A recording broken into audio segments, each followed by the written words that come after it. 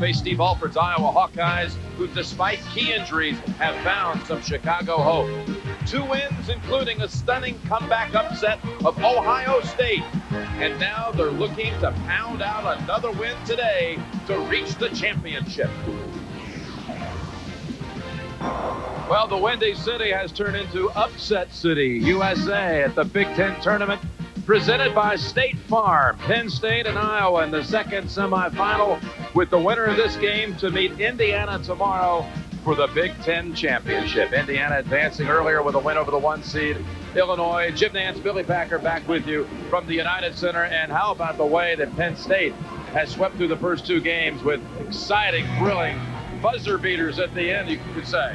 Well, Jim, we talked about it in the first game today, that air ball that sometimes turns out to be the perfect pass. Klein Hurd puts that one in so that Penn State can beat Michigan. And then Crispin, with some incredible plays down the wire, hits one of the biggest threes of his career to have that big upset win against Michigan State. Beat the shot clock there by just a fraction of a second with 17 seconds to go. Who am I? I'm the leading rebounder in the nation. Shane Battier? No. Eddie Griffin, Seton Hall? No. It's Reggie Evans of Iowa. The junior college transfer came on to Iowa with great credentials, and he has really lived up to that, not only in rebounding. He's so active. He's the #1 guy getting to the foul line in the country as well, Jim. 2 teams thrilled to be here in the semifinals. We'll tangle next. Penn State and Iowa. Just a moment. CBS Sports covering Penn State and Iowa. Each team 7-9 in the regular season in the Big Ten, but they have rallied here at the tournament.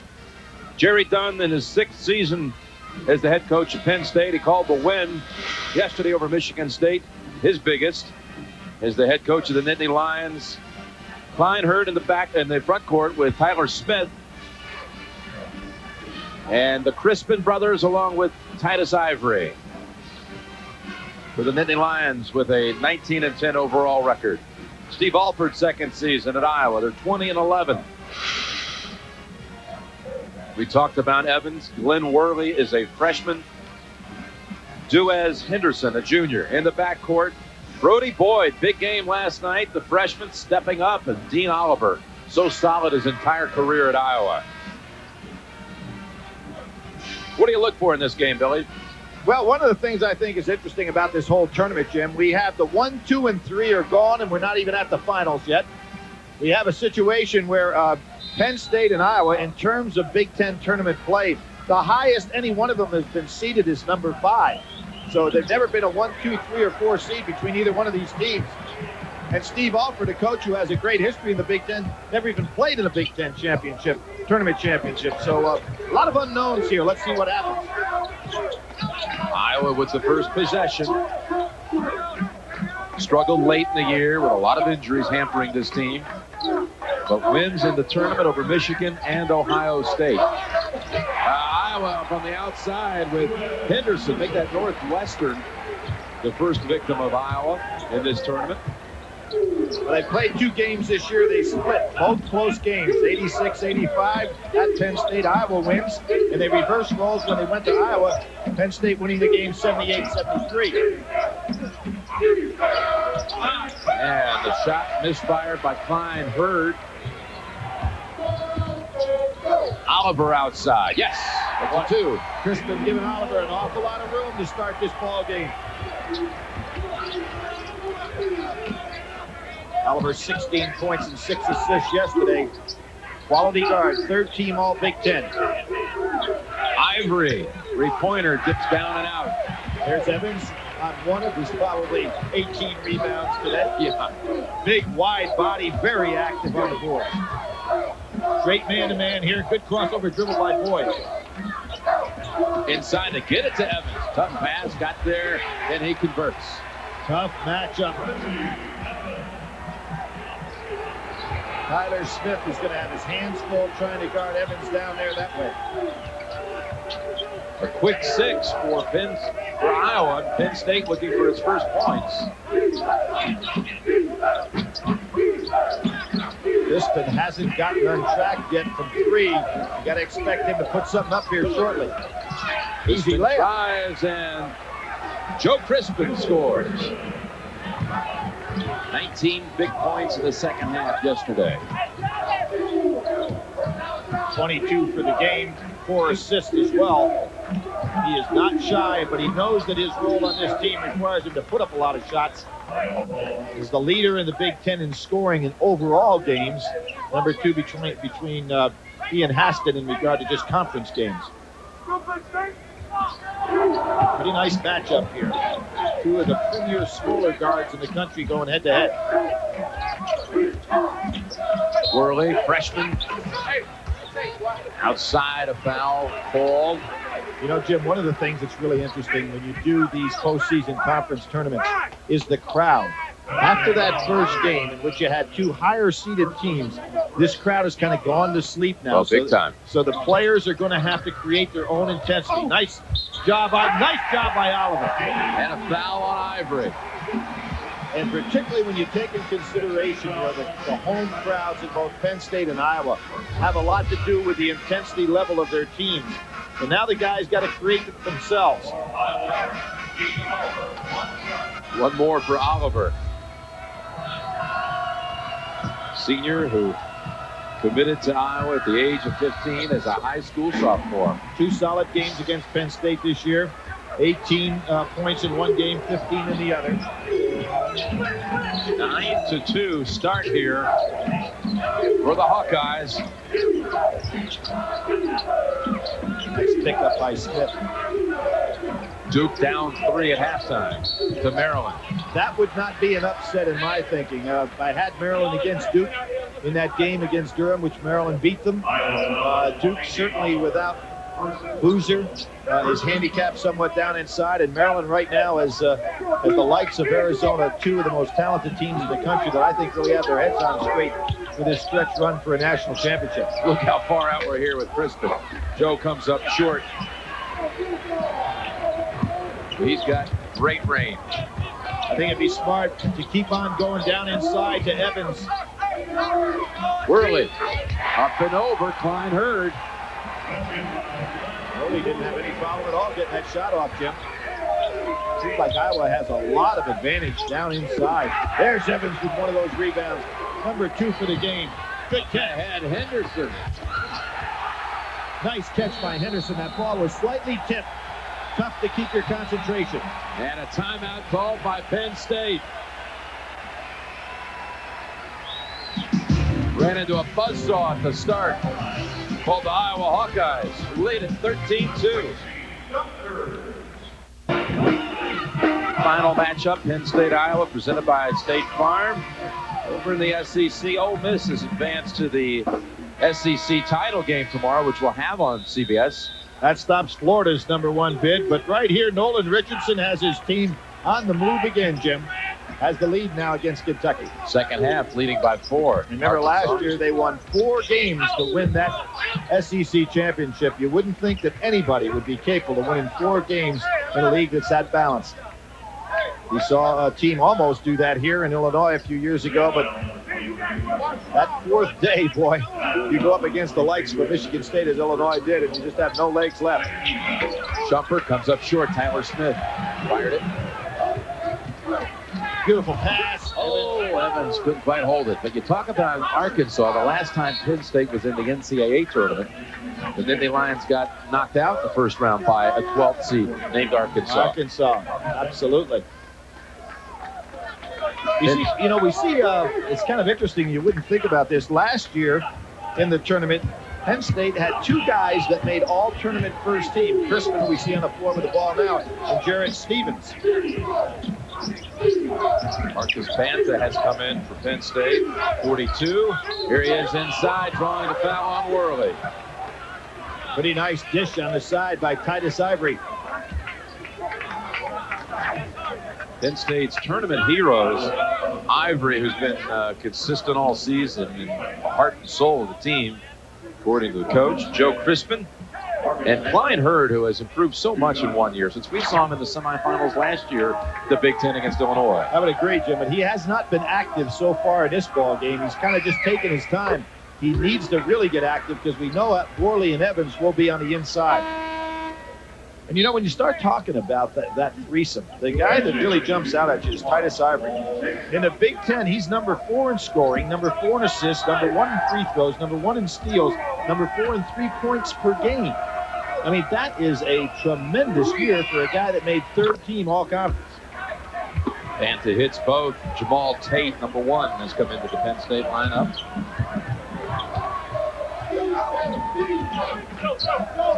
Oliver, a pretty good floor general. Best turnover assist ratio. Getting nice spacing is Iowa. Got too strong. Klein Hurd had to take it away by Worley. Calls the timeout. Good hustle and probably not the shot that Iowa. Matter of fact, it's interesting. Steve Alford said the same thing that I did. He's over there waving. That's not the shot I want, fellas. Applebee's tournament favorite. Well, 1987. And the Midwest Regional Semis, Iowa and Oklahoma up in Seattle. I remember this one, Billy. Kevin Gamble hits the three-pointer with time running out in overtime to knock off the Oklahoma Sooners, 93-91. Tried the old play to draw the charge foul, but just not there. Dr. Tom, wasn't it? Was indeed. Of course, later in the tournament, Steve Alford was the Final Four MVP for Indiana as they won the championship down in New Orleans the next week. Blazing outside shooting. Great semifinal matchup with UNLV.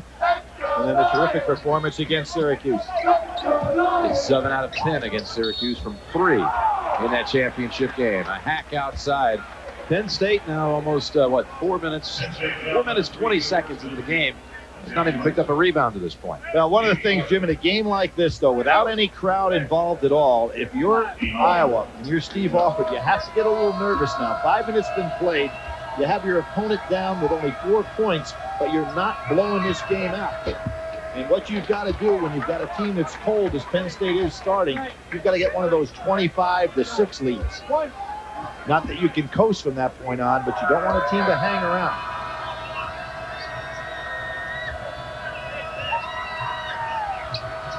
Do have a double-digit lead. 14-4. Timeout on the floor.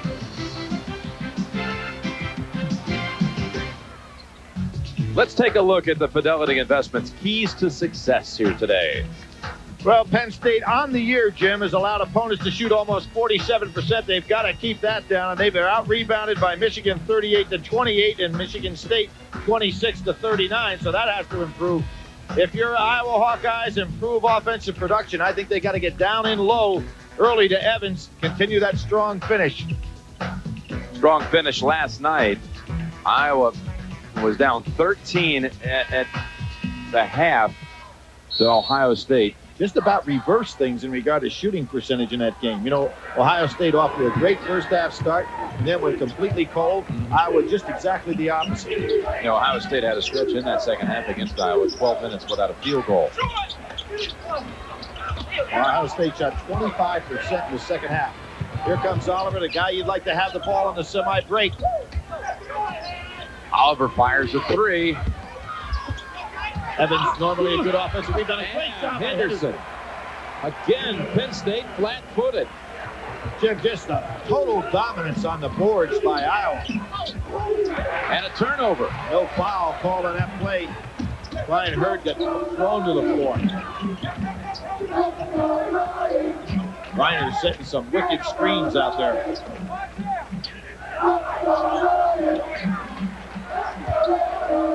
That's a big solid screen by Evans. Want a little pick and roll. There it is. Threw it in the traffic. Yep. Brian Hurd comes out with it. Oliver a little bit too impatient there. Brian Hurd outside. Boy, this Penn State team is just dead, aren't they, Jim? Total dead. There is no zip in this ball club whatsoever. Michigan State took an awful lot out of them. You can tell that. Evans will head to the free throw line, which is commonplace. You know, and when you take a look at that game last night, Michigan State, the best free throw shooting team in the Big Ten, was 16 for 30 from the line in a game that goes to the wire. And you can do all the things positive you want to in a basketball game and then be lousy from the foul line, and it takes away all of your effort. Evans shoots more free throws than anyone in college basketball. You know, that would be a trivia question. Had you asked me before I read about that, I wouldn't have been able to pick that out. No way possible. He's not a guy with great hands offensively. Where I think he gets a lot of those fouls is his activity on the offensive glass. It's only 61% from the line, but a perfect 2 that time. But he's made almost 200 points this year from the foul line, shooting 60%. He's over 300 free throw attempts this year. Anta with a hook. Good box out. Yes, very well done. Jared Reiner with the rebound. Reiner watching the ball. Good pickup by Smith. Smith coming in. Jason Smith handling it now. Looks like he's not sure where he wants to go with it. As long as the ball's in Oliver's hands, Iowa can get something started. Reiner, he's an exciting player when he gets it out there 30 feet from the basket. Henderson, charge. Feinherr doing a pretty good job inside there, along with Tate. Tate, who in effect made the free throws to beat Iowa up at Iowa on somewhat of a call that was very difficult. Pretty good turnaround move right there. Normally when you've got 2 hands on the ball and you're not pushing somebody away, you get the call as the offensive player. It's the second foul called against Henderson of Iowa. Jim, up at in that game at Iowa was a controversial call, a dead ball technical, and Tate was able to go ahead and bury him with 3.8 seconds to go, giving Penn State that victory. Ndu Egekezi is in for Penn State, number 44. Looks like Jerry is looking for any kind of combination he can to get this team jump-started. Nothing happening. And last touched by Penn State. How many Big Ten teams will make the tournament? It looks like 7, but you can find out some more answers in other conferences. Find out who's in, who's out, who's on the bubble. Click on NCAA Hoops at the Internet's home of college basketball, cbs.sportsline.com. AOL keyword, CBS Sports Line. What a dangerous pass. Here comes Evans down to the lane. Look out. Yep, 20-4. It's getting into that territory you talked about. Which is exactly what Steve offered. You can see he's really up, banging his team right now, because this is the kind of game you can put the other club away, even though it's very early in the game, and just keep buried there.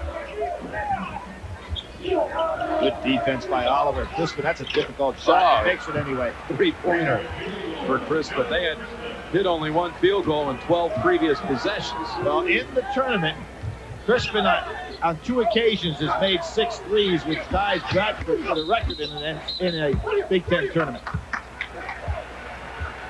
Tomorrow, the moment of truth, if you will, for the NCAA tournament. Who's in, who's out? Get it first, get it fast. Selection show on CBS. Greg Gumbel and Clark Kellogg, Bonnie Bernstein, Billy, and yours truly will all be here for the NCAA Basketball Championship Selection Show exclusively right here on CBS tomorrow. Here's Evans right back at his customary foul shooting position. Just so active. Got that big body. Actually leads the nation in 3 categories. Reggie Evans, seen 2 of them. Rebounds and free throw attempts, but also in double-doubles. But he didn't even make first team all-conference. Yeah, that one was a little hard to handle right there. And I think probably because there were so many deserving people and the winning record. You know, after this team lost Luke Recker, they really went into tailspin, Jim. You take a look at this Iowa basketball team without Recker. At that point, you know, they started off the season 9-0. Then without Recker, they won the game against Minnesota at home. And then they lost 7 of 8. The only game they had that they won was against Purdue. 7 of 8 losses coming into this tournament. Right. Now with wins over Northwestern and Ohio State. Big lead here. Courtney Scott has come in for the Hawkeyes. Nice. 52. And there's the basket inside by Egekezi. That was good help by Scott that time, but not there in time.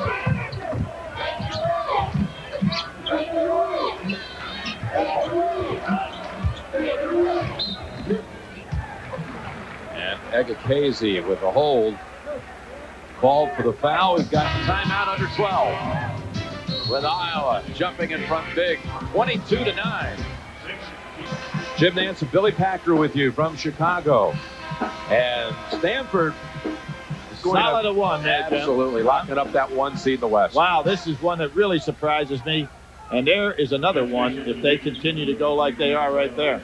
Florida probably hurt themselves. I mean, hurt themselves. You thought they maybe had a chance for a number one. That may be another one right there. And the other one, Michigan State, was what we were deducing after Illinois lost. Could slide in there. I'll tell you, can you imagine if Duke continues to do what they're doing in Maryland right now? Duke and North Carolina in that ACC final. Great move right there. The back door they go to Jason Smith. Good look by Reiner. But there'll be 40,000 plus to watch that game tomorrow for a postseason conference championship. The site of next year's Final Four down in Atlanta, the Georgia Dome, plus a regional this year. I think it'll be a good site for the Final Four. Oh, yeah, they really had that arena set up beautifully yesterday. Boyd, little hesitation, dribble. Reiner chases it down. Now, I think something also interesting right now in regard to Steve Alford. He's got a working margin here, 24-9, and look at what's sitting on the bench, Jim. You know, he's basically gone completely on the bench. Evans is over there, Oliver's over there, Henderson's over there. 2 starters on the floor right now. Worley, who's had a rather quiet start. And he had been on that bench for some time. And Brody Boyd. Right.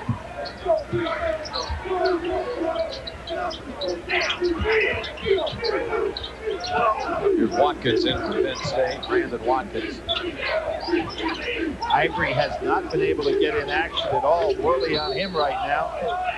On the back, Reiner whistled for that one. At the conclusion of this game, we'll select the Chevrolet most valuable player of the game from each team. Chevrolet makes a contribution to each school's General Scholarship Fund, tradition for over 30 years. Evans is back. You know, we talked about how Indiana really hasn't done so much until this tournament in the Big Ten tournament. Iowa the same way, Jim. Out first round 3 years in a row. First time ever, also on a That's right. Saturday semifinal. Little zone defense now by Iowa. Ivory. Again short. Iowa, we're talking about how flat-footed and sluggish Penn State looks. Iowa was here in the building last night, wrapping things up after its win against Ohio State, press conferences and all. It's almost midnight. Well, it looked like at halftime that Iowa was going to be getting out of the arena real early and not have to be back here today, but a terrific comeback against Ohio State. Evans over to Worley, and a whistle away from the ball. That's going to be on Smith trying to bust through Scott. Wow, they call it on Scott stepping over on Smith. Scott's that wide body. Steve Alford didn't like that call at all. Pretty nice offensive set there to throw that ball across court with a solid screen by a guy as wide as Scott. But Iowa doesn't get away with it.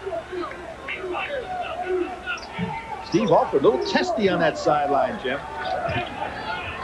Well, a Penn State team that's down here early but has had some impressive wins this year at Kentucky to really start the season. Right, knocked off Kentucky in their opener first time. The Duke lead is down to, well, make it 8 with 12:30 to go. A lot of time there. Maryland, an extremely deep team. Duke, as we know, without Carlos Boozer, doesn't have much they can do, particularly up front when they have to go to that bench. Kentucky 8 over Arkansas with under 4 to play. Tubby Smith bringing that team all the way back. And as you said, Jim, we're looking at a Penn State team that beat Kentucky at Kentucky. Kentucky's season opener. The Crispins went wild from 3. Kentucky really has turned that club around. John Crispin, the younger brother, had 26 in that game against Kentucky, including 6 of 8 from 3.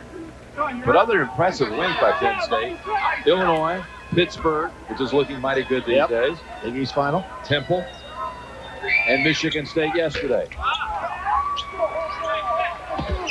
And Iowa at Iowa. And Iowa too. That's right.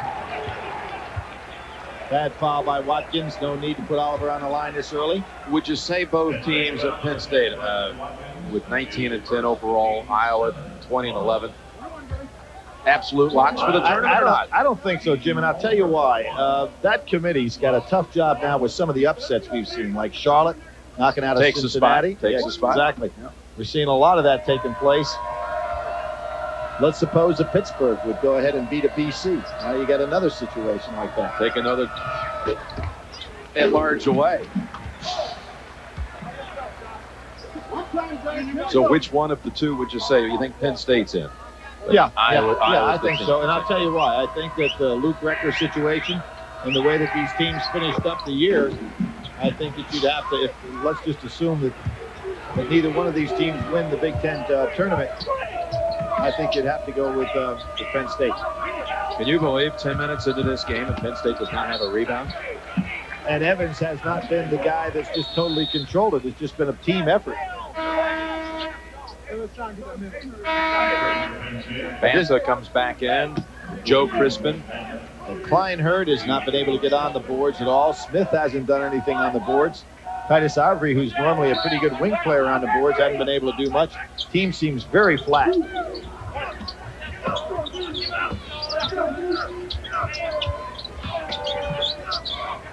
Ivory, three-point shot. Not a good. There's a rebound. First of the game. Calm down, Mr. Nantz. And good feed inside. All right. Klein Hurd with the basket. But it only took him 10.5 minutes. I don't know if I've ever seen that. I was going to say, have you ever?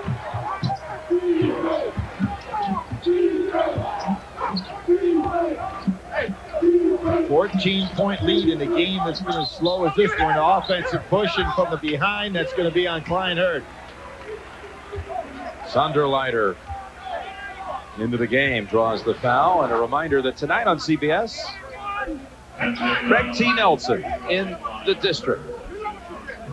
Tonight on CBS. You know, it's kind of interesting the way Steve Alford uses this ball club. He's got three guys that play over 33 minutes a game, Oliver Evans and Luke Recker when he was still there. But when Recker went down, those 33 minutes were divided up among a lot of people. He goes deep, allowing a lot of guys to get in basketball games in the first half. He's lost another guy here in the late stretch, too, and that's Ryan Hogan. Yeah. Who gave him 7 points a game on the season, transferred from Kentucky. He's hampered with a knee injury that will require surgery in the offseason. There was some thought that he would be able to get back and help out the club, but it didn't look that way.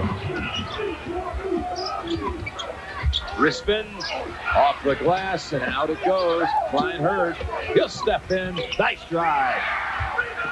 But right by Evans to get that shot up there. A little bit of a rally here now. Down 13. Jerry, done all you want to do now is have your team get it into single digits. Sonderleiter, too strong. There's Evans. No stopping him. Klein Hurd got a piece of that, and the ball still went in. Evans so active down there in the offensive boards. 7 rebounds to this point for Evans. Yeah. You know, guys that lead nations in rebounding, Jim, it's amazing how those totals pile up. There's another one. How about 8? Snaps the pass out to Boyd. Good job by Boyd, recognizing Crispin was right behind him. Didn't get into one of those walking situations. Changed direction on a catch.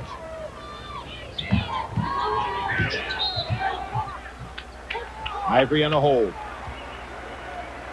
You like the move by Klein Hurd, huh? Yeah, I really did. He put the ball down on the floor, used the left hand to finish with. Went right around Evans.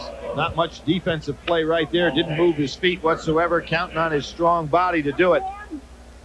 Good angle. Nice job by Klein Hurd.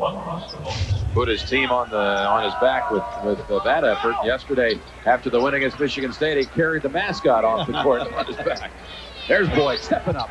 Too strong. Klein Hurd retrieves. Penn State starting to get themselves back together, even though down 15. Look at the arch on that shot. Changed by Crispin.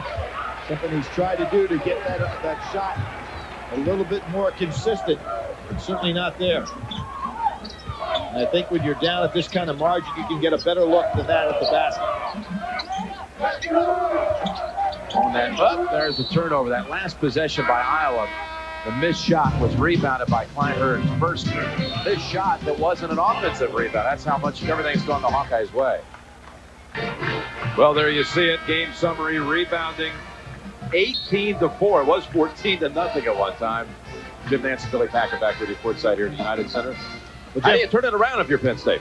Well, I think that their team is completely flat. And, Jim, they've been out-rebounded so far in the tournament in their 2 wins decisively. Today, they're just not even close to getting anything off the glass. So I think that they're in some serious trouble unless they can get something going from the outside, some three-point shooting. And let's face it, when they have played explosive games that they've won, Crispin, the man with the ball in his hands right now, has been the guy that's starting to light it up. And he's been very quiet so far. Oliver doing a good job on him defensively. Sharif Chambliss is in for the Nittany Lion lineup. And you know, another thing that's really different in this game is the way the game is being called. Everything a touch foul in this particular game. In the first game, much more aggressive, a lot more physical contact allowed. You know, Crispin's kind of interesting in terms of records that he holds or ties in the Big Ten tournament. And you'd never think about that because you think that most of it would go to Michigan State. He had 6 threes against Northwestern, which ties the record with Bradford. He had 14 attempts against Northwestern, which is the record of threes. He had 11 assists against Illinois, which ties Mateen Cleaves for the all-time Big Ten record. And he made 17 of 21 fouls in the 2000 tournament, which is the best foul shooting record. And he is the leading free throw shooter percentage-wise in Penn State history. Penn State goes to the zone now. Saw why he has that great percentage. He netted a couple of shots right there. He's got the great release. He's on the back of Worley this time. Hold on, that's going the other way. Now, if Steve Alford cannot believe it. CBS Sports coverage of NCAA basketball is now interactive through Ultimate TV. Crispin would like it. I think he's got Floyd on him. He ought to start looking for some shots. Here he comes rolling out on the curl. He can shoot over the top. There it is. Wow, it's way outside. Very good move in his part. He's got a smaller man on him. Oliver, although smaller, much better defender, and I think that was a good job by Crispin to realize it and take advantage of the shot. Cut it down to 10. Worley inside, back to 12. If you're Iowa, go to Worley and go to Evans. Nobody's been able to stop either one today. Is there somebody that's cut? No. Tom Rucker, the official. Evans may have a little blood coming down out of his hand. He's going to have to step out of there. Pretty good catch. Pretty good eyesight right there. And we normally think that the referees don't have the eyesight, and that was pretty strong. Wow. You didn't have to make that generalization. Well, I mean, you know, come on. I mean, especially to a man who became a grandfather earlier today. That's what I'm talking about. Yeah. They feel their way out through the causeway here to get to the gym, and then they see spot blood from 45 feet. It's pretty impressive. Well, you still can't get over it from back in the early 60s. Playing days awake. Inside, red all the way. Duaz Henderson. Good job by Henderson coming over from the weak side. Oliver back in here. Really a nice matchup, Crispin and Oliver. You know, 2 experienced guards, know how to lead their basketball team. Oliver could have had a backdoor cut there, didn't take advantage of it. Crispin staying right with it. Swing it inside. Worley, 3 players around him. Draws the foul. Freshman from Iowa City, his father, Glenn, played under Dick Schultz in Iowa. Yeah, many people don't realize that is, yes, the same Dick Schultz that was the head of the NCAA. And head of the IOC. IOC, exactly.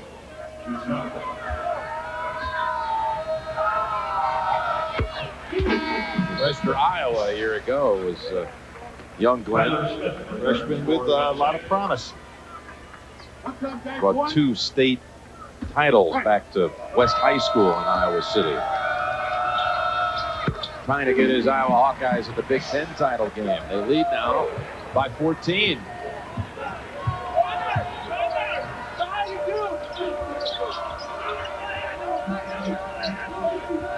Now with Oliver back in, Crispin takes a jumper from, I'm talking about, what would you say, 25 feet? Yeah, I would say at least.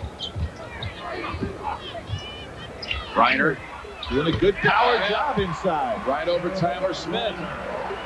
Reiner runs extremely well for a man his size, and you can be sure that by next year you're probably not even going to recognize him as a player. There'll be a lot of work done. Good shot from the outside, that time by Tate. That three-pointer for Tate. You have a feeling that if Penn State can just hang in here a little tighter, they can make a run at them in the second half. You feel one coming, don't you? Well, you really do, because I was not able to put them away. Boyd should like that shot. Crispin tried to help out inside. That brings it back to a 16-point margin.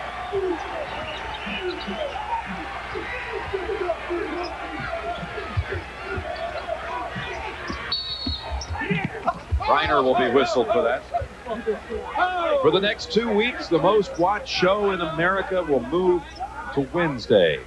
They're down to 9 castaways. Politics and paranoia everywhere. Don't miss an all-new Survivor special night Wednesday at 8, 7 Central. Jim, one of the things you always admire about a player is improvement year in, year out. And as a career shooter coming into this year, Klein Hurd was a 50% free throw shooter. This year he's shooting over 72%. So you know the guy concentrated, worked, and made himself better in an area of the game that was really woeful when you start talking about being a 50% career free throw shooter. You know, Jerry Dunn was telling me yesterday, I just can't say enough about how much John C. has improved, both mentally and physically, this season.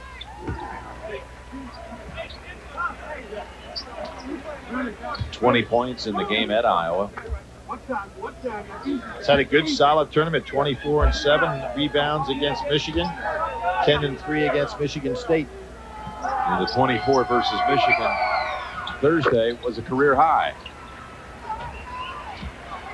Makes good on both. 14. That Floyd's three-point shot was kind of big for Iowa. Evans with Smith on him, looking to try to get Smith out over the top so that he can sneak down inside. There he is. Outside, yes. Good job by Evans.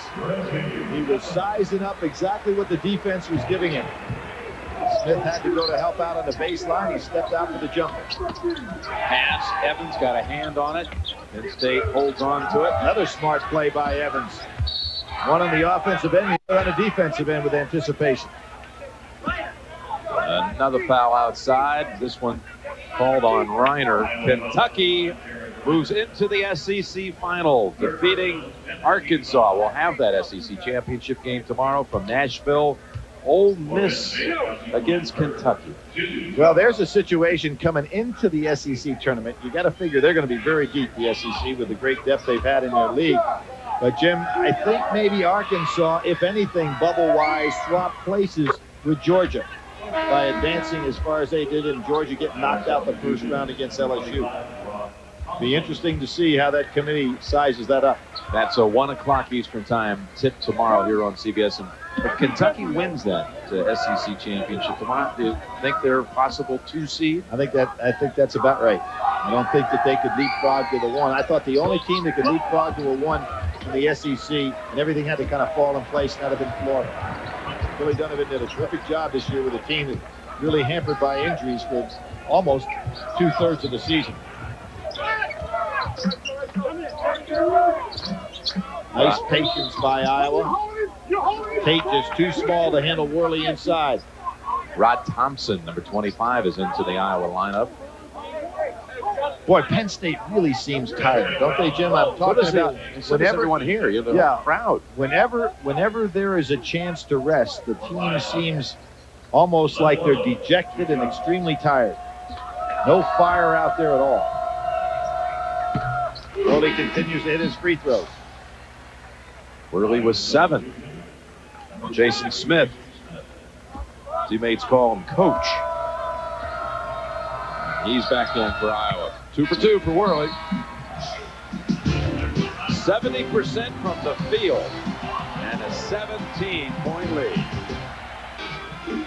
We're back in Chicago to the Big Ten, presented by State Farm. And some huge crowds. Billy, you were down at the ACC yesterday. Yeah, it was quite a sight. 40,000 people were in there yesterday in that round And the only reason that's down, Jim, to the 34,000 is the first night, the play-in game between 8 and 9 had like 22,000 people came to see the 8 and 9 game as the singular game played that day. So otherwise, for the real 3 days of the tournament, they're probably averaging right at 40,000. Worley on a foul that brought Steve Alford right off the floor. Steve Alford is a lot tougher than his normal demeanor away from the coaching position. Boy, I'll tell you what, he stays on those guys. Had a very successful coaching career for a young guy, Jim, when you really think about it. Questioning. And 36 years old and already in his 10th season as a head coach. 4 at Manchester, 4 at Southwest Missouri State, 2nd year at Iowa. Well, at Manchester, he took over a program that was 4 and 16 his first year. I don't know if they had won a game or maybe 2 games the year before he took over. He ended up in 3 NCAA Division IIIs and was in the championship game his last year there. The Division III title game. Yeah. The only game they lost is That's right. last year. That's right. So he takes over his first year. He takes over a team going nowhere, goes 4 and 16, and then takes it all the way to the national championship game. And then took Southwest Missouri State to the Sweet 16 2 years ago. Right, lost to Duke in that one. That run he had Southwest Missouri. He had Wisconsin. He beat Wisconsin. He beat Tennessee, and then he lost to Duke. You mentioned Tennessee. That to me is a team that the way it's played at the end of the season, I know they'll get into the tournament. They almost feel like they don't even deserve a bid. Well, they really, they had that win against South Carolina that just as easily could have lost. Other than that, they really disappeared down the wire in the SEC. 2:40 to go in the half. 15-point lead, and Crispin tried to cut 3 into it. Jim, that's not the kind of shot you want down 15. I mean, you want to go inside and get it back out so he has a better look. This is the kind of thing where you can blow your own team right out of the game. He has had a tendency, obviously, to do that. I mean, he's been the key in games that they've won big, but he also can shoot them out of a game. And he goes down. I don't know if it's his ankle or his knee. Well, he got back up. He faked us out. Tate. And there's Crispin in the middle of things. It looked like he was really hurt for a moment. I thought he had blown out a knee. He laid on the floor grimacing, but he's back up. Coming up on Singular at the half, join Greg Gumbel and Clark Kellogg from the NCAA Hall of Champions in Indianapolis for all the latest conference tournament scores and highlights. Coming up on Singular at the half. Jim, we have Crispin out here, and as I said, led the league in scoring when you take and consider all games played. Conference and outside. Right. Yeah. Who was the first guy as a guard ever led the Big Ten in scoring? Do you have any idea? Rick Mount? No. That's a good guess. John Wood? John Wood, 1932. Can you imagine that? 3-time All-American. He was the first guard to lead the Big Ten in scoring and set the whole wave of how the game was played in this particular league. So we're going to start a little trivia now. Yeah, okay. No. Coming after you in the second half. Yeah, but I thought that you did a good job on that one. That's really a neat deal. Wow, Boyd with a 3. Second big 3, and if you're Steve Alford, these are nails in the coffin, boy. And driving in is Joe Crispin, but it has been all Iowa here in the second semifinal of the day in Chicago. Jim Nantz and Billy Packer with you. 45-29, Iowa trying to move into tomorrow's Big Ten title game against Indiana, which upset Illinois earlier today. Reggie Evans already with a double-double, and Iowa leads big. State Farm presents the Big Ten tournament. Brody Boyd with another 3 a moment ago. He's the 3rd all-time high school scorer in the state of Indiana. Trailing only who? Damon Bailey. Yeah. All right. And who's the other guy? His coach. Is that right? Steve Alford. Is that right? Steve Alford. Who's higher, Alford or Bailey? I think did Bailey break Alford's marks? I don't know that. Sonderleiter to the line for Iowa. Well, it's kind of interesting. Steve been very vocal, very up on his sideline, trying to keep his team concentrating. You look down the bench 5 spots, and there's his father quietly sitting there, behaving very nicely. Thank you. What a neat story that is. His father, Sam, of course, was his high school coach at Newcastle High School in Indiana. And he's his #1 assistant. Can you ever think of that happening in college basketball where the son was the head coach and the father was the assistant? Other places? You can think of numerous father head coach, son assistant. Oh, yeah, we've got plenty of those. There's a John famous one right here in this city for years. Ray Meyer, who's here today. And Ray and Joey. Yep. Ray's still sitting watching basketball. Ray and Louis Carnesecca are the 2 guys that have coached, and both Hall of Famers. And I think that they enjoy basketball as much. You cannot get them out of the gym. You talk about the all-time gym rats. I say that in a very loving way. There is Ray, still coaching.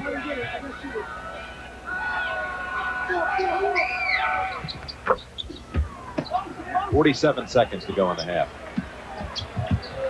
Boy, nothing comes to mind, really, when you think about that. Son head coach, father is the assistant. I'll have to go through that. Boyd drives, puts it up wildly, gets it back. Oh, there's Reggie Evans. Just a man among boys in there on the offensive glass. Evans now, what a day he's having. 14 points, 11 rebounds. So this is his 20th double-double on the year. You know, a lot of guys don't do that in a career. 8 seconds to go in the half. Crispin in the lane, banks it home. And that's the end of the half. Jason Smith launches. Got it off the glass, actually. Not bad. Iowa with a season high 49 points in the first half. So that's the end of the first half with the score. Iowa 49, Penn State 33. It's been all Hawkeyes here. Let's go to Greg Gumbel in Indianapolis. Presented by State Farm, with Iowa leading at halftime 49-33. Nortel Networks presents the Virtual Playbook. Here we're going to see what Iowa did so well in this first half. Breaking guys, and this is the old blind pig play.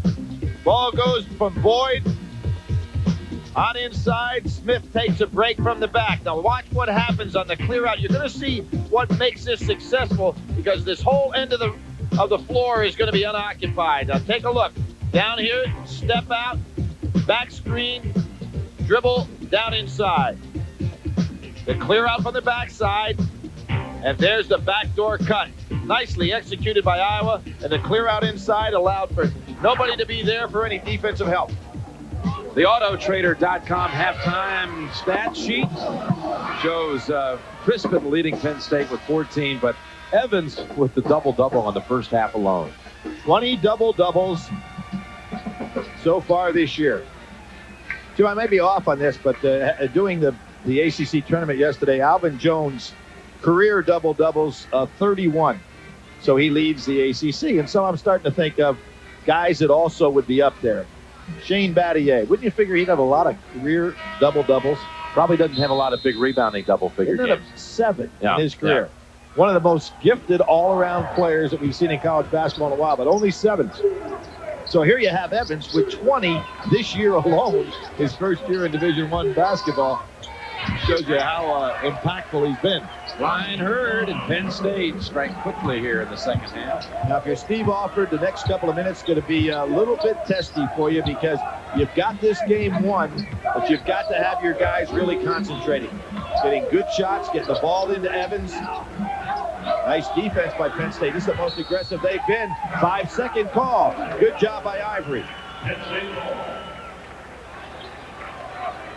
I'm going to make a bet with you. Steve Alford, if his team on the next time down the court did not go ahead and have a good offensive possession, will call a timeout and really get in their face. You don't want to lose that emotional edge so quickly. And, you know, all of a sudden, if Penn State were to get this thing down inside, big miss that time by Hurd. He made such a powerful move to the basket.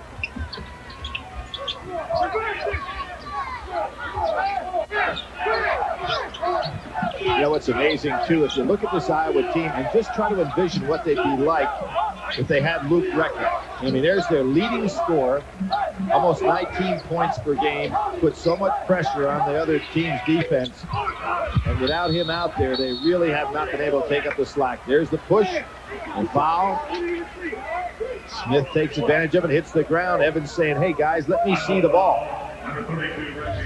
Foul on Evans. Yeah, you see Evans knock Smith right to the ground. Show you how small he is. Actually, Smith had a piece of him. And there is Luke Recker in uniform, Billy, but certainly not expected to see any action this weekend. I talked to him before the game, maybe a Derek Anderson of Kentucky type situation. Well, bring somebody in to shoot free throws. You know, I think the coaches are being a little naive in this respect. They think that the committee is falling for the business. Well, the guy may be ready for the tournament. You know, remember last year, Kenyon Murray obviously was not going to be for Cincinnati. I mean, Kenyon Martin was not going to be ready for Cincinnati. But I don't think this committee is that naive to assume that Recker is going to be back anytime soon to play tournament games that would affect where Iowa would be, or even in the tournament for that matter. Chip fracture of his right kneecap.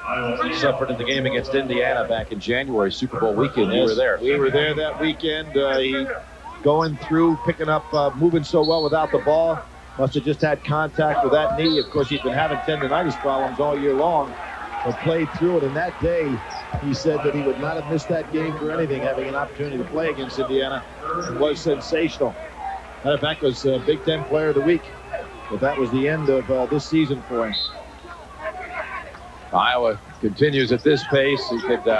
He's sitting on the bench tomorrow watching his Hawkeyes take on his former team, Indiana. Well, he said he would like to play in that one, even on one leg. But, you know, he still has a lot of basketball left in his career, and you wouldn't want to see him get hurt. Crispin on the misfire of the three. Henderson with the aggressive rebound. If you're Iowa, you want Evans to touch the ball in this possession. And he touches it, loses it, almost traveled with it.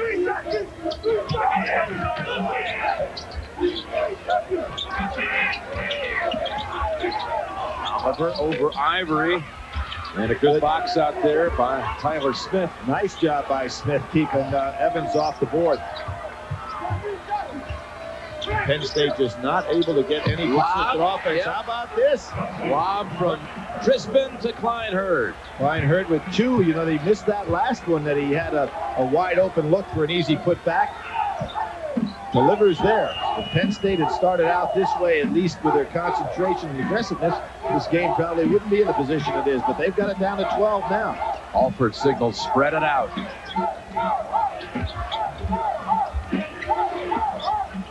Penn State really picking up their defense. Under 10 on the shot clock. And offensive. That's against Iowa. I really think that Steve Alford would be wise. There was a perfect pass. Hurd doing a good job there. Nice job by Crispin. Hits him perfectly. I think Steve Alford would be wise to go to a timeout, Jim. That is against Glenn Worley, and he is fouled out. Amazing. Just 3 minutes into the second half. And at the start of this ball game, he was really the major offensive threat for Iowa.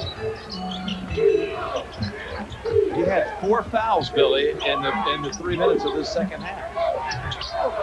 And I mean, you talk about collecting a football.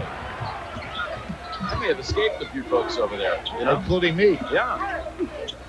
Evans. And there he is with that ability to draw fouls. And I don't know why, Jim, he is not a great shooter. Why guys, when he gets in those kind of predicaments, even try to challenge him? Let him have the shot and spend your time staying on the floor blocking him out. Now Steve Alford is saying, let's call the game the same way on both ends.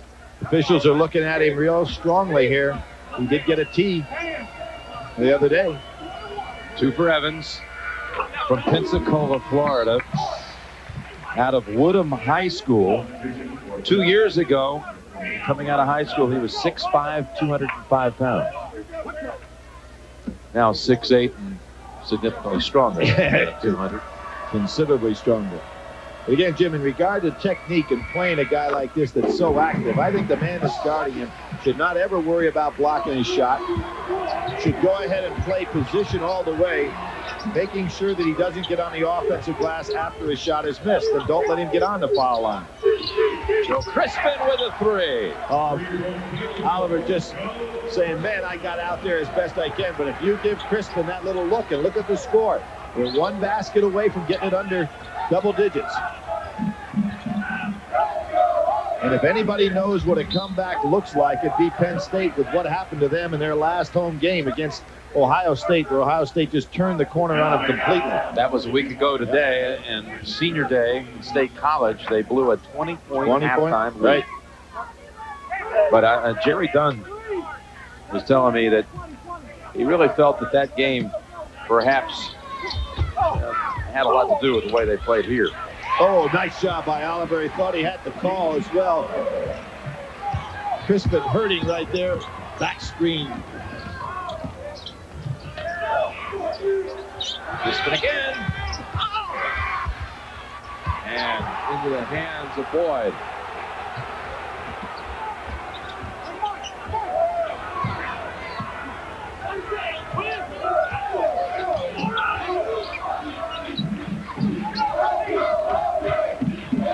Ivory sitting down defensively, and there's Evans again on the inside. Crispin tries to steal it on the way up. Tuesday night, March Madness debuts on our cable partner TNN with coverage of the opening game of the NCAA Basketball Championship. Check local listings. Now, let me explain if you're perhaps lost with that. There will be 65 teams in the tournament this year. It's not regarded as a play-in game. It's going to count as a first-round game. Right. And the committee that's bracketing this tournament right now in Indianapolis will pick the two worst teams they believe that qualified for the tournament and put them in Dayton, Ohio for this game. It'll be interesting to see which conferences come out represented in that game. Or could it be an independent? It could be. Possibly like an at-large. Why would you take an at-large and then rank it as one of the worst? No, I'm taking an independent team, not a member of a conference. You know, there still are a couple of independents. You know, there used to be a time when the independents really had some powerful representatives, like a Marquette back in those days. Okay. Big Ten tournament presented by State Farm. Steve Alford, some of the young coaches, Division I. Well, Tommy Amaker almost tried to earn his way in, but other than Tommy Amaker, all of those guys look like they've got a shot to be in there. What do you think, Jim? Yeah, I think Quinn Snyder and Missouri are in, don't you think? Still trying to figure out your independence theory for that 64-65 Hey, game. I'm looking over at Ray Meyer, and I'm thinking about the days when the independents used to be really solid. Conferences didn't control all the top teams. DePaul in the old days, Yep. Notre Dame. Yep. Marquette, Cal McGuire always went in as an independent. Don't think that'll be the case. No, I don't think so. Oliver, pass. beautiful. Duez, Henderson. Really nice job by Oliver. We saw Frank Williams with those no-look passes in the first game today. Oliver, another one of those heady guards. Nittany Lions had trimmed it to 11, and now it's back to 16. There's still a lot of time. And the chase out of bounds, last touch by Iowa. Hands getting a little testy here. I don't know what they want. Good hustle both ways. Klein Hurd going down there with Reiner. Well, they called a foul there. On a push. Reiner's fourth. You could have a situation where you wouldn't even believe it. That Reiner could be out of this ball game. Worley could be out of this ball game. I'm still not believing what happened to Worley. Had one foul at halftime and commits four in 2 minutes and 58 seconds. 4 touches. Before anyone even had a chance to look up and get him out of the game. Oklahoma has beaten Kansas.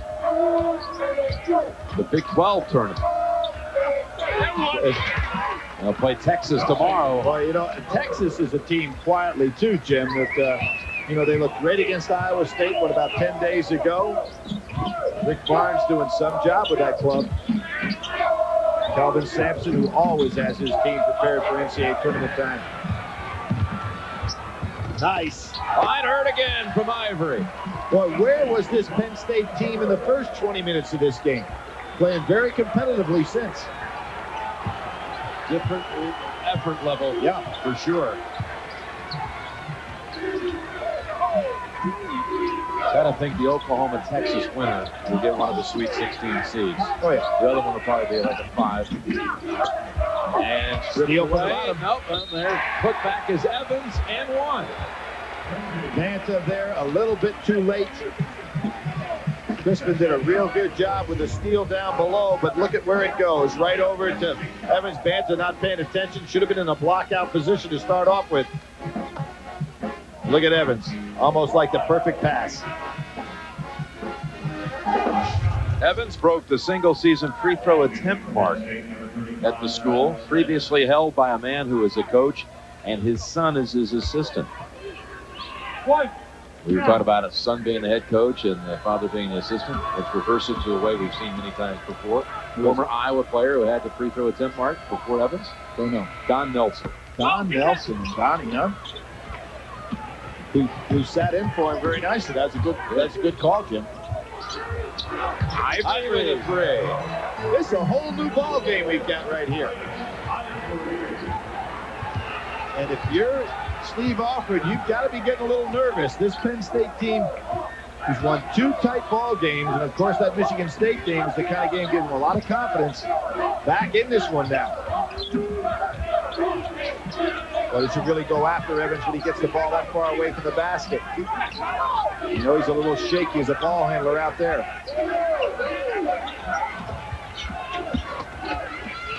Nice block. Oh, but a foul.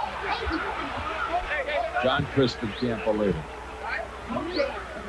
Wednesday on CBS, what happens when the NYPD and the FBI are forced to work together. Ed O'Neill stars in the new drama Big Apple, special night Wednesday after Survivor here on CBS. So Oliver to the line, man who's increased his scoring average all 4 years, from 9 to 12 to 13 to 15 this is senior year. You know, he's up last year. Scooney Penn won the Francis Pomeroy Naismith Award for the best player under 6 feet. Oliver up for it this year. Strong candidate. Yep, he would be. That award used to be at one time for 5'10". Now it's up to 6 feet. Scooney Penn, certainly a very well-deserving winner last year, representing the Big Ten. One more for Oliver. Tate has come back in to Penn State lineup. See if they can find a way to get it under double digits. They keep chipping away. Again, a lot of time. They don't have to try to do it on each possession. Just stay solid. Ivory, he's strong in the long rebound, Evans. You know what Ivory probably should have done there, Jim, is just put it up on the glass and got his own. He got stuck a little bit. Yeah, he really did. He had a wide open opportunity to get it right back and then just lay it in. Use the backboard as a teammate.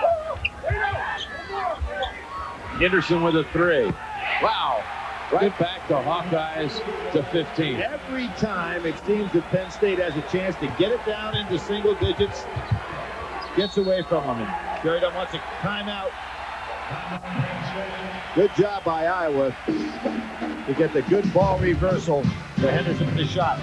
Timeout, Penn State. We're back at the Big Ten tournament presented by State Farm, and an Iowa team that opened with 9 wins this season and then fell back late in the year, lost 7 out of 8 coming to Chicago, just 12 minutes and change away from being in the Big Ten final. I think you can say it in 2 words, Luke record. I mean, the way they started out, beat Illinois early in the Big Ten as well. Record going down really took an awful lot away from this team. He's the kind of player that not only the stats that he brings to the table, but because he's so difficult to guard, everybody else in effect has a half a man less guarding him, so everybody else can pick up. So when you had Recker on the outside with his great movement away from the ball, Evans inside with his ability to put it away, and Oliver controlling things, boy, all you need is 2 complementary players and you're pretty solid. Good combination. That's 18 points a game sitting on the bench right now. Also a good solid rebounder. This Iowa team, when healthy early in the year, as Fine Herd hits the first, defeated Georgia Tech, beat Iowa State by 12, beat Missouri in double overtime. Take great pride in having won the kind of unofficial state championship, beating Division I rivals Iowa State, Northern Iowa, and Drake. And then they started out with 3 straight wins in the Big Ten, beating Penn State, Illinois, and winning at Purdue. The timeout on the court. We'll be right back. The Hawkeye working margin is 13, but take note of the rebounding statistic, 30-8 advantage in this game. Well, you find Penn State getting to the semifinal situation, Jim, totally out-rebounded in the 2 previous games, so that's not surprising. What was surprising is how flat they were to the start of this game and got themselves in a situation being down by 15 points. And it's basically stayed that way most of this basketball game. Every time they look like they're going to cut it down into single digits, Iowa comes back with maybe a 3-point shot, a good play on the inside, or an offensive rebound to build it back up. Penn State goes a little zone here.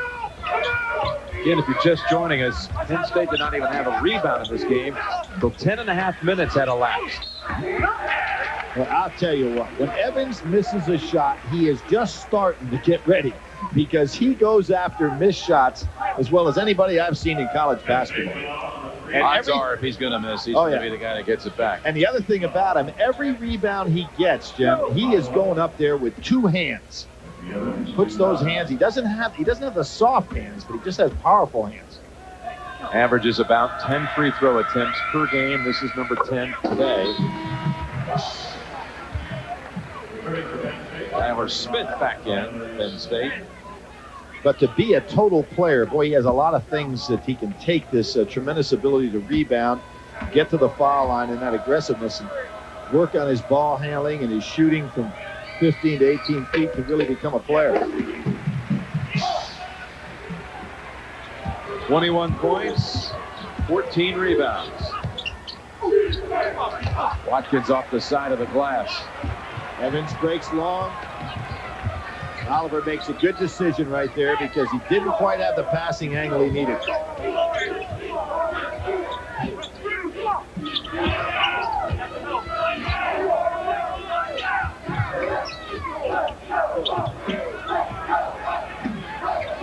Matchup defense right out here. It's kind of interesting to watch what Penn State's doing, but boy, you can't do anything. He's going to give that guy the ball down in there. No stopping him today. Reggie Evans. And the lead swells to 17. Klein trying to do the same kind of thing down inside. Good touch. Now he's got much better hands. Not quite as strong, a little bit quicker, but Evans takes up so much more space. 22 for Klein Hurd. Good low post player. Moving in on his career high that he set 2 nights ago against Michigan, 24. Rebound deficit for Penn State. You wonder, you say, well, how in the world can they be advancing then? Well, you want to think, keep going to Evans.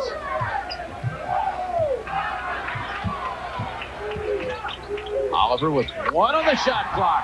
Watkins was waiting for the solid screen to come over and get him. The left-hand side, which is Oliver's shooting side, wide open.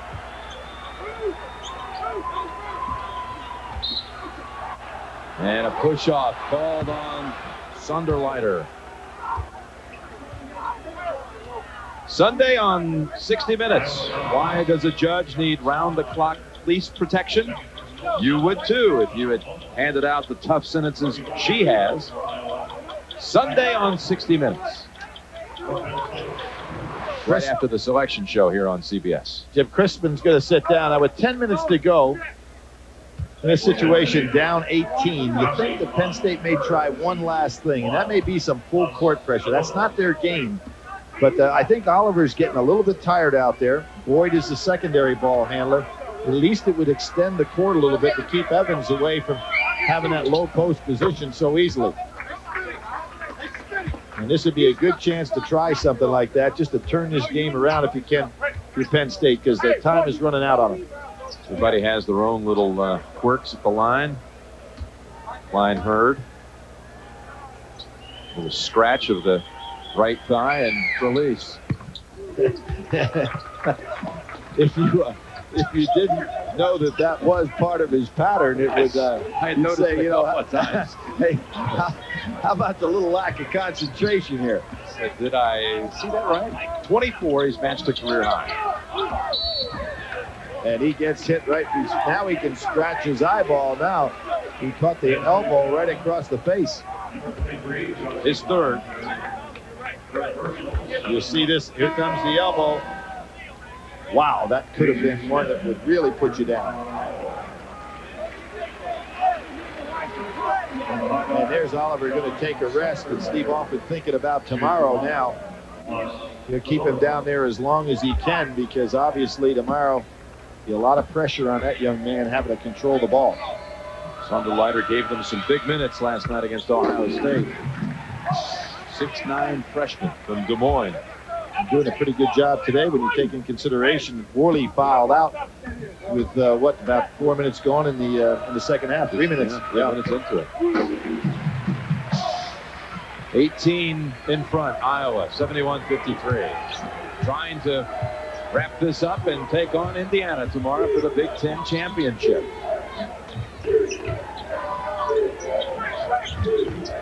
A pass. Nice play, though. That was really well designed. Watkins come out of the top. They were looking for the switch up top. Then Ivory just sliding down inside. The pass had been there. It would have been a layup. A very good offensive play. One thing we haven't talked about is it's been an off day here for Ivory. Such a key part of their success this season. There he makes a steal. They've got Hurd wide open. Can't make the good pass. Good job by Hurd breaking long, but his teammates couldn't find him. Titus Ivory in 1 out of 7 from the field, Billy, with 3 points. Yeah, and we're talking about a guy that at the top of the show, I was congratulating him for the tremendous year he's had in all categories. Assists, turnover ratio, his steals, scoring. Just has not been a factor. Young man from Charlotte, North Carolina. Ivor Smith banks it home. Is there one last run here? Well, here comes the full court pressure I talked about, but not a lot of intensity. Jerry Dunn asking for the call. None of the officials saw it. They're all asking for each other to have help, and Jerry Dunn makes the call. Then we get the fourth official. We had 4 officials out here in the first game. I think he's made a call. They got a foul called on Duaz Henderson very late. Let's see the play right here. What's he going to call him for a screen? So that's all it can be. Yep. And all Jerry Dunn wanted was the ball out of bounds. Instead, he gets a foul. So Brandon Watkins will go to the line. Now, if you're Steve Alford, here's the time you want to jump on the officials, because, even with a technical foul, it's not like it's going to kill you. 1-1 for Watkins. Well, you do have a 16-point lead, but you'd hate to give them 4 free throws at the line plus possession. Well, you would hate to, but you want their attention, Jim. That would get your attention. I mean, you don't think that Coach Dunn didn't have something to do with that call? Oh, I think a lot. Absolutely. I think he made it. I didn't see any other official all of a sudden waving up. 71-56, 8:44. Joe. Bruins down on the road at Washington, 4 in the first half. Well, UCLA, basically, we heard Mike Pangisi talking today that, a certain game at this point in time is not going to hurt you that much. There's Evans again, using the left hand. Wow, muscled his way for 2 more. But you can't envision UCLA moving up much or moving down much with that game. Do you, Jim?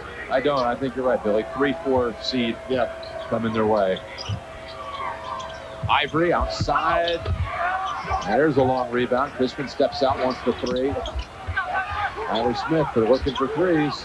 A little early for that, don't you think? 8-minute mark. With Ivory and Hurd, get something decent. It's 2 in and out. Sonderleiter underneath. He's having a very good second half, is Sonderleiter.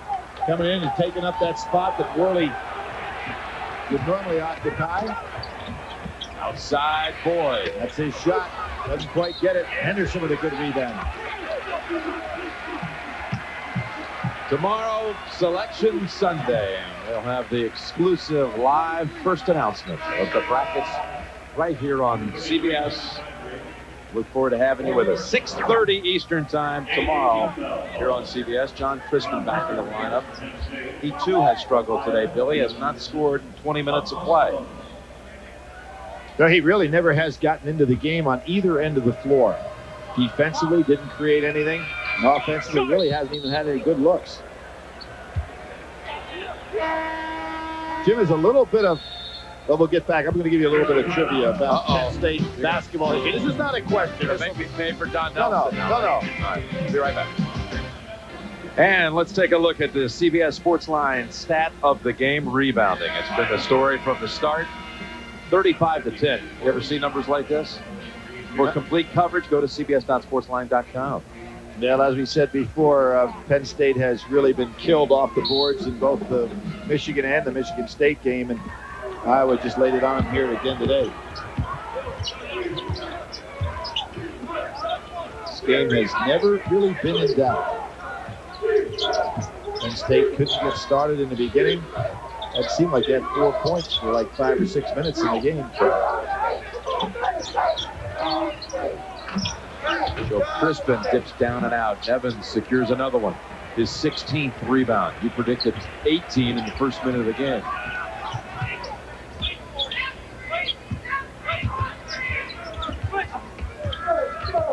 It ties the Big Ten tournament single game mark. 16 rebounds. That's Robert Traylor that had that against Iowa in '98.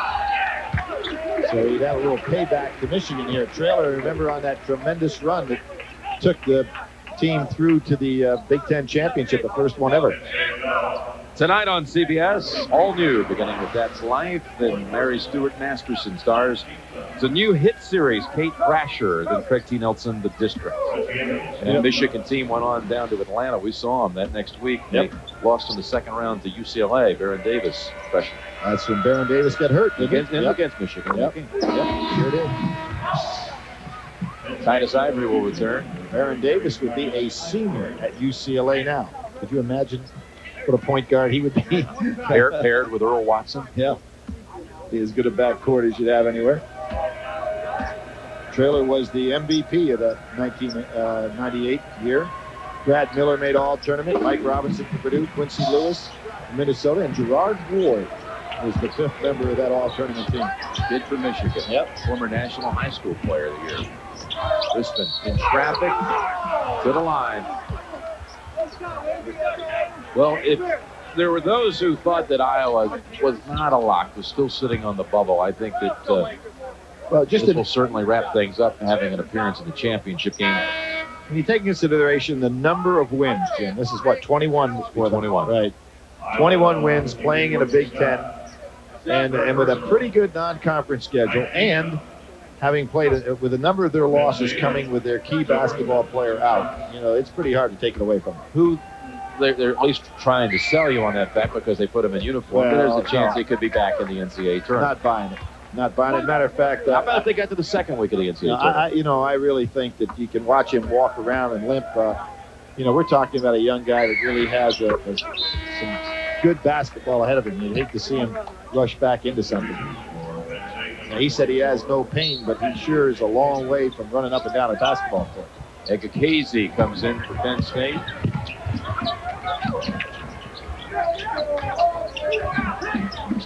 Oliver, really a nice, solid backcourt for Clark. Knows how to set up his teammates. Good with the ball. Scott has his strip. That's about the 3rd time Crispin has gotten down inside there and been able to strip a ball away. Clean. Yeah. You're scouting a guy like that, you see he likes to hang around there, you got to tell one of your big guys, the next time he's down in here, let's show him what big people do down and around the paint. Ivory got it outside. There's Crispin down in the corner. They're not even looking for him.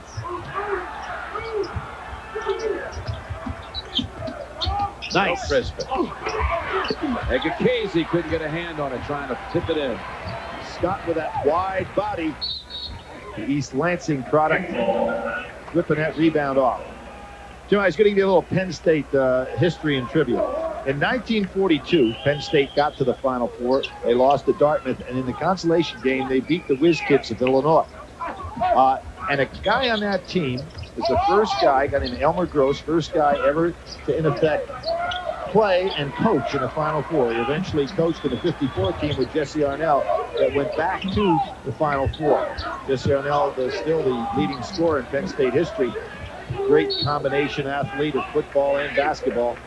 Maybe one of the best of all time in intercollegiate history. Now a lawyer in San Francisco, so he's done well after sports as well. Jesse played for Rip Engel in football and was assisted by Joe Paterno. I imagine that he is in the Football Hall of Fame as a football player. Well, no, I can't. I would think so. But that's so Elmer Gross. If you have to really reach down in the trivia if you're looking for the first guy ever to both play and coach in the Final Four, and we know others that have followed, the likes of Bob Knight and Dean Smith. Bring up one more scenario here for record. All right. When he was injured on January 27th, he was told with the chip fracture of his right knee, it would take 6 weeks before he could play. Basically right at that point right now.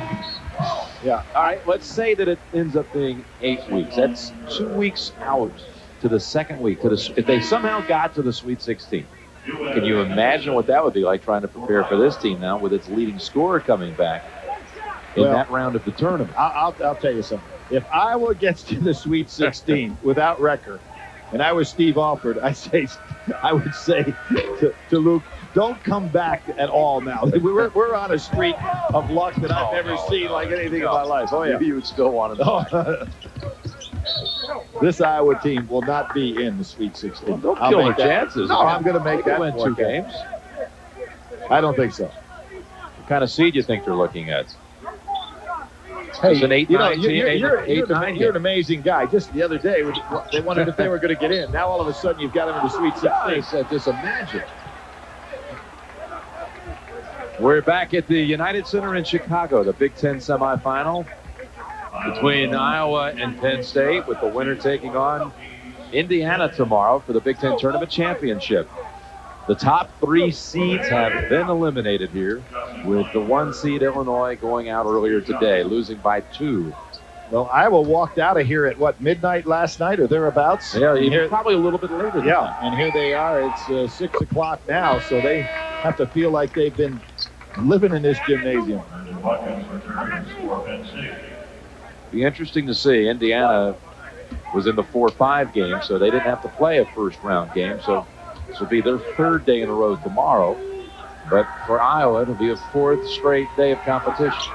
Well, maybe the balance of that is the fact that Indiana had 3 players that played 40 minutes in the last 2 games. So not anywhere near as deep a bench. But I'll tell you what, those Indiana kids were very fresh today. That was amazing what they were able to do against Illinois. Watkins on the hold. Kleinvert at the line, hitting 2 free throws with a career high established, 26 points.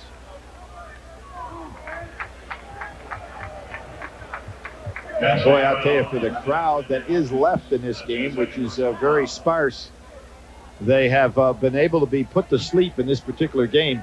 Not a lot of enthusiasm in the arena. There'll be some enthusiasm in the air tomorrow, though, at a lot of sites, including here. And we'll have the SEC final at 1 o'clock Eastern time. Ole Miss against Kentucky, coming from Nashville. Then we'll have the Big Ten Championship later in the day. And, of course, the selection show, the live exclusive first announcement of the field of 65 coming at 6:30 tomorrow evening. Well, Jim, a lot of people were anticipating in this tournament that we'd be seeing tomorrow Illinois against Michigan State in one of the classic battles that this conference had ever seen. They only faced each other 1 time this year. It's kind of like back in '89, the great Illinois team against that Michigan team in the Final Four, in which Illinois had beaten them twice and then lose in the Final Four. There's Evans going up for a number 19, doesn't quite get his hands on it.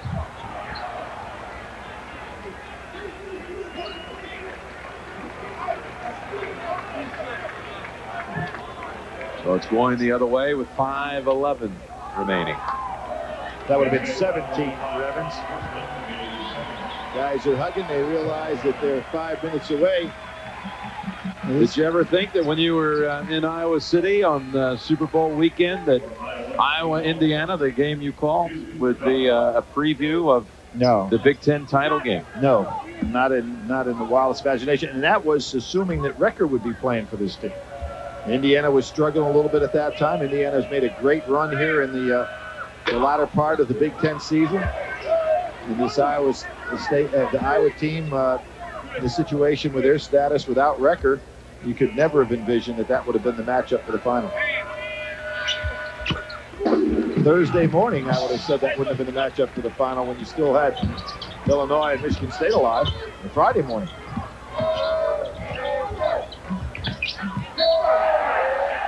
Off the leg of Crispin. Iowa ball. With that Illinois setback earlier today, again, some speculation on our part that perhaps boosted Michigan State, even with its quarterfinal loss last night to Penn State, back on the 1 line. Well, both have played a pretty aggressive schedule. Illinois with that winner. There's Evans. Great pass. Good look by Oliver. And almost stolen away. Interception by Ivory. Ryan Hurd is going to play his way, even with a loss here today, onto the all Big Ten tournament team. Yeah, I would think so. He's got 3 games that he's played outstanding in all 3 basketball games. Had a game winner against Michigan. Right. I would agree with you, Jim. Got some updates on the top 10 team. The scores in action today. Stanford a big win. Really locking it up. I don't know what would have happened if Stanford backed up its loss against Arizona Thursday with a loss today. What they would have done as far as the committee seeding them. But got to figure staying home in the West is the one. And meritorious at that. Carolina moved on to the ACC final. We'll play Duke tomorrow. Duke defeated Maryland. I think Georgia Tech probably snuck in there, too, with good performance in the ACC tournament. Kansas lost to Oklahoma.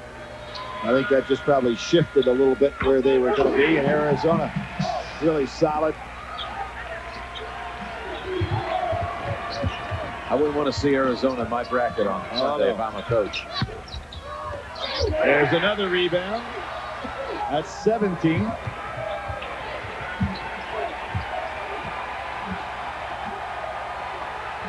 And the crowd appreciating the effort. He's just broken the Big Ten tournament rebounding record for a single game. Reggie, they chant. I don't know if Reggie understands why they're cheering, but it won't make any difference. Anything that goes up in that glass, he's going after it. Henderson will go to the line. Good hang time by Henderson. He started out this game with a basket. Really set the stage for the total dominance inside by Iowa. Tonight on CBS, Billy Packer's favorite lineup. That's Life, Kate Brasher, The District. It's all here tonight on CBS. We'll get you back to the hotel in time to see all new episodes tonight here on CBS. Now the fans are being told that is a new record. It was shown on the board before. Ivory committed that foul, and that was his 5th. And he's out with 3 points. Yep. Senior from Penn State. He had a great career this at Penn State, but a tremendous year in the Big Ten this year, and not very productive today.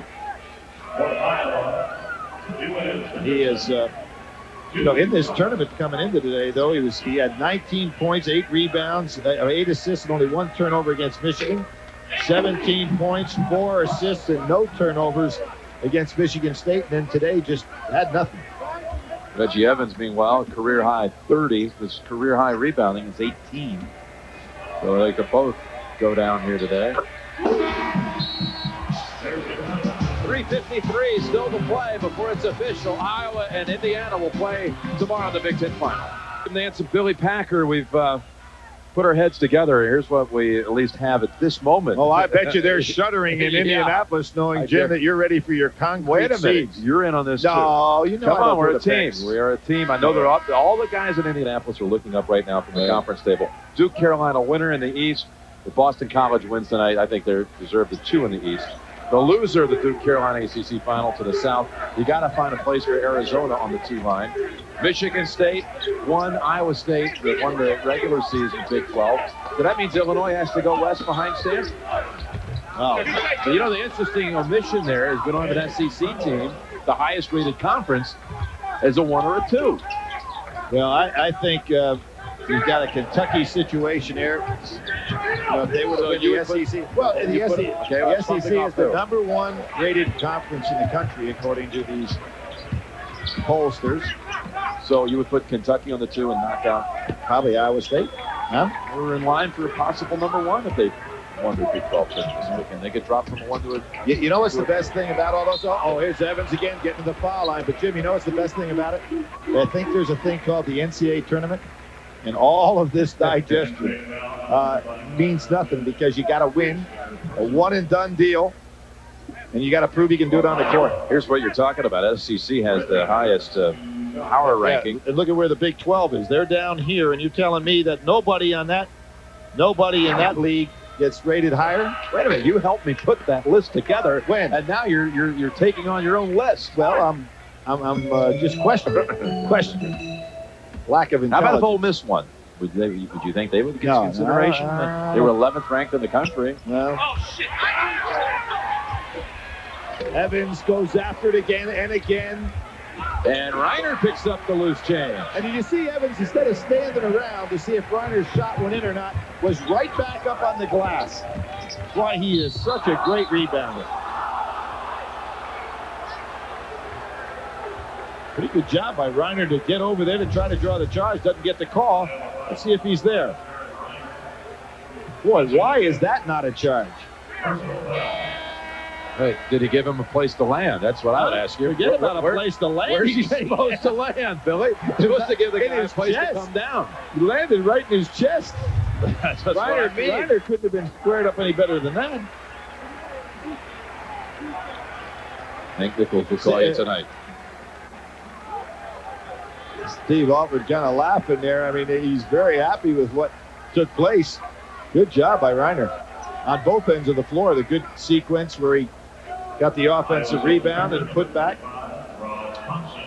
So we're 2 minutes and 48 seconds from having 3 Big Ten teams still alive. Indiana, Iowa, and I'm talking about original Big Ten, University of Chicago.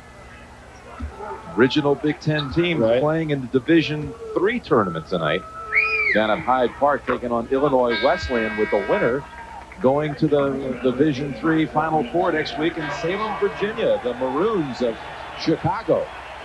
They were in the Big Ten. Not only were they in the Big Ten, their athletic director brought basketball to the Big Ten. Who was that? Amos Alonzo Stack. You got it. You're all over it, Jim. You're all over it.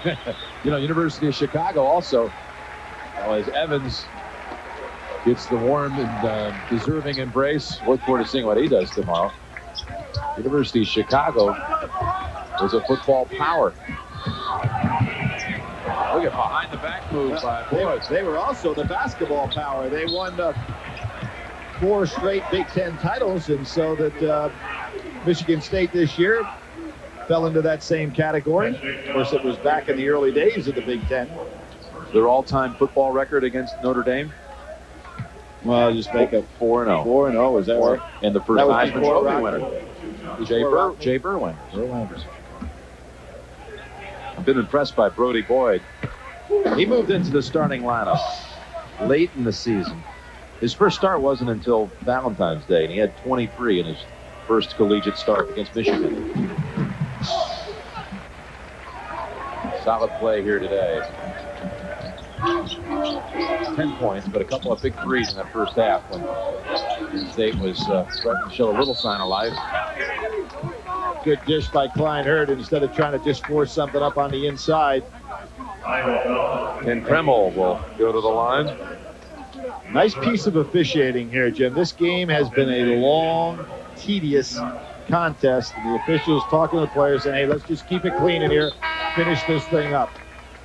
Jerry Dunn, I think his team realized they had to make an impressive showing yesterday against Michigan State. They didn't feel they had locked up a tournament berth with its win against Michigan.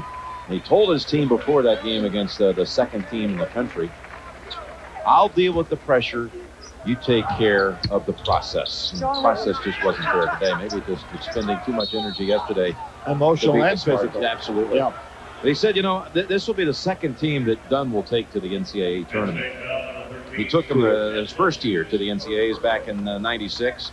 They were a 5 and lost to the 12 Arkansas team that would go on to the Sweet 16 as it would turn out. But he said, I think this year will be a little bit more relaxed in that first team because we'll have the tournament experience from the Big Ten leading into the NCAAs that we didn't have back in '96.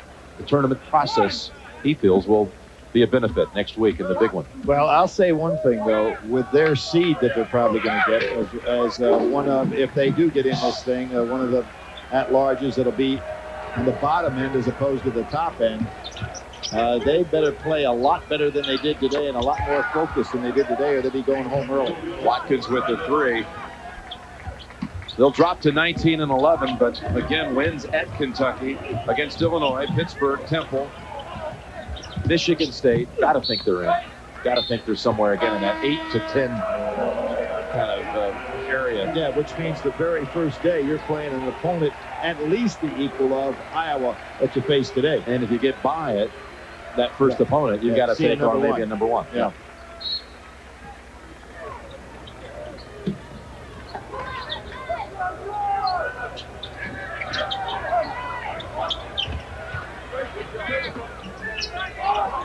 Butcher is in for Iowa. Here he is, the Iowa hotshot quarterback, freshman who had 4 starts in the fall.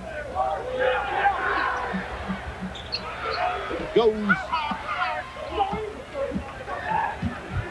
90-68.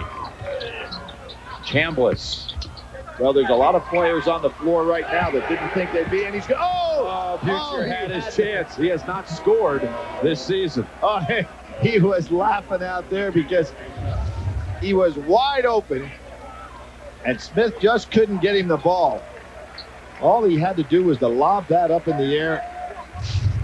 Had an easy 2. Let's see if the quarterback can get on the board. Here he is, Butcher. What good pass. Well, he knows something about that. Long rebound comes back to him. Butcher again. This time too strong. He had 1 too short, 1 too long. Overthrew his receiver this time. Chambliss putting on 37 moves and doesn't get it to fall. Meanwhile, Watkins banks it home. Well, let's see. If he takes another shot, it's going to go.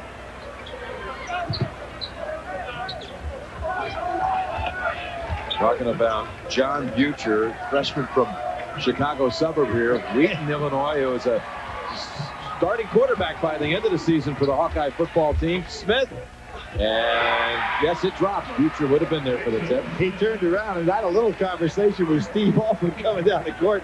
I'm sure he was getting a little ribbon. Watkins, he's been varying some shots outside. Padding that stat sheet. Yeah, Butcher's got some nice size for a quarterback, doesn't he? About 6'5". I'll tell you, Indiana doesn't want to see him tomorrow. You know what he did to the Indiana football team this year? 380 yards and 4 touchdowns. Well, they play that game with pads on. Smith, good drive. Well, this one was over from the outset. Penn State never made a real run. Watkins.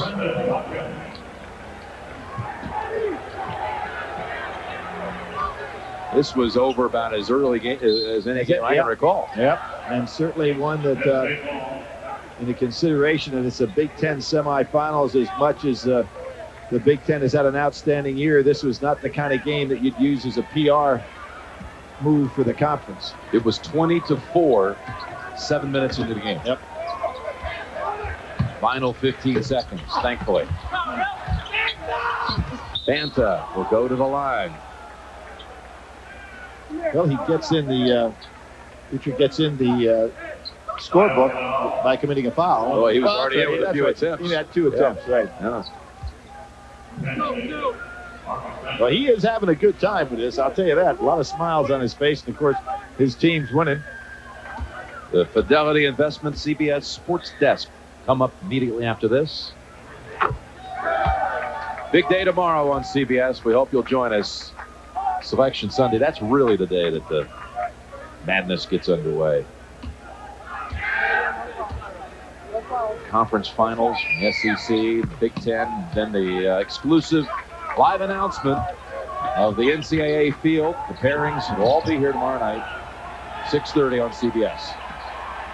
Iowa, having arrived in Chicago, losing 7 of its last 8, has won 3 in a row in 3 days.